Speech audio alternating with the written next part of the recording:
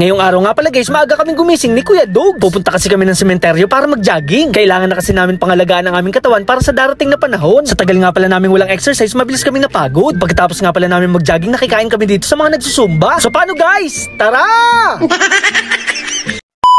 Ngayong araw nga pala, maaga tayong gumising. May usapan kasi kami ni Kuya Diggs na magkikita kami sa sementeryo. Mabuti na nga lang tumila na ang ulan at hindi na rin umaambon. At dahil dyan, magagamit na rin natin tong ating sapatos. Matagal ko na rin kasi tong hindi nagagamit, halos mag-iisang taon na. Ang wish ko nga lang, sana hindi kami abutin ng ulan. Kulay puti pa naman kasi itong ating medyas at napakahirap maglaba. Komportable naman tong ating sapatos at napakaganda pang gamitin. Bala ko nga palang bumili ng running shoes para meron tayong gamitin sa ating pagja-jogging. So paano guys? Tara! Habang nagmamaneho nga, sumisilip naman si Haring Araw. Sinyalis na talaga to na hindi na uulan. Pagdating ko nga kila Kuya Diggs, agad ko naman nakita si Boy Ubo. Siya nga pala hindi pa natutulog, kakalaro niya ng Mobile Legend. Ilang taon na nga pala siya naglalaro nito pero wala pa rin improvement.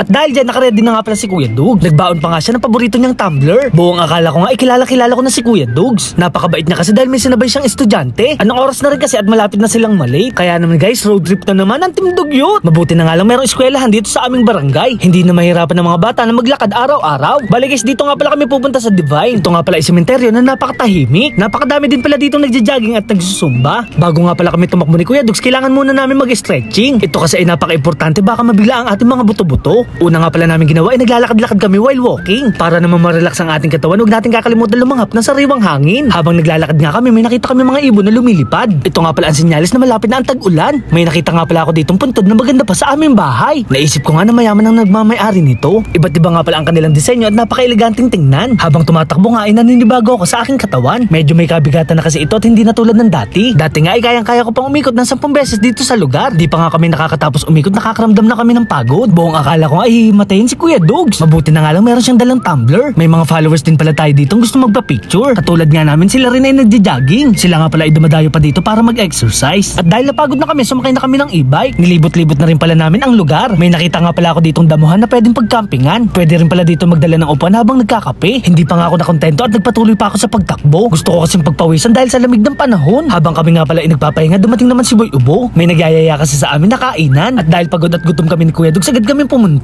Hindi ko nga akalain na nandito rin si Mama Dogs. Medyo nahiya nga pala akong kumuha ng pansit dahil hindi ko sila kilala. Buti na nga lang nandito yung my birthday. Saktong-sakto naman dahil nagugutom na ako. Nakalimutan ko nga pala kung anong tawag dito sa puto. Ito nga pala ay merong itlog sa ibabaw na napakasarap. Bale guys, ang my birthday nga pala ay tsahin nila Kuya Dog. Kaya pala masaya si Boy Ubo dahil makakakain na naman kami ng libre. So paano guys, kain nga pala tayo. Natatawa na lang ako sa sarili ko dahil ito talaga ang realidad ng buhay. Mapapaisip ka na lang dahil pagkatapos ng jogging ay biglang kakain ng madami. Kami nga pala ay umalis na dahil bumubuhos na ang malakas na ulan. At dahil bawal nga pala magkasakit, magpapalit nga pala tayo ng damit para magbukang fresh na rin at maging mabango. Habang pauwi nga ako ay sumisilip naman si Haring Araw. Bigla ko nga pala naalala na kailangan na natin magpagupit. Mabuti na nga lang meron ng bukas na barbershop. Wala pang tao dito at ako pa lang ang unang customer. Sobrang kapal na kasi ng ating buhok at kailangan ng bawasan. Pagkatapos nga ito na yung ating kinalabasan. Medyo presko na nga at hindi na mainit sa ulo. So paano guys, hanggang dito na lang. Maraming salamat sa panonood. Paalam! Yeah!